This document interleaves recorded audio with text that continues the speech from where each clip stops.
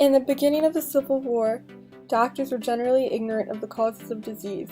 America was painfully behind Europe in the expansion and knowledge of medicine. Bacteriology and aseptic surgery were not yet understood, and the sanitation expectations for doctors were critically low. Because of the lack of sanitation, more soldiers died from disease during the war than from combat.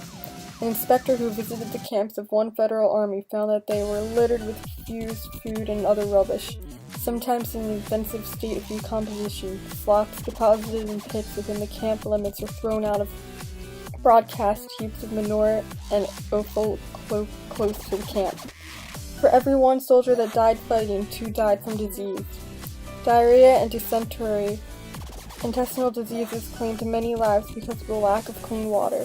It was estimated that 995 of 1,000 Union troops eventually contracted chronic diarrhea or dysentery. In addition, soldiers were exposed to malaria, measles, smallpox, anemia, and cambridge. Also, people from rural areas were suddenly grouped with hundreds of thousands of men and were exposed to infections that they'd never been exposed to before, and so they would contract these diseases and die. Treatment during the Civil War was controversial. The use of mercury was widely used, and even though it had detrimental effects on the soldiers, like heavy metal poisoning, bone neurosis, and tongue swelling, amputation was the most popular surgical procedure. Since a slow-moving mini-bullet was created, injuries were more and more severe. When shot by this bullet, everything in its path would be destroyed. The closer an amputation was to the body, the more probable that the wound would be fatal. In a typical amputation, a wounded soldier might have to wait a day or two until actually get an amputation. The sanitation of the doctors was horrible. They would not wash their hands and would usually dig for bullets in the soldier's body with their bare hands.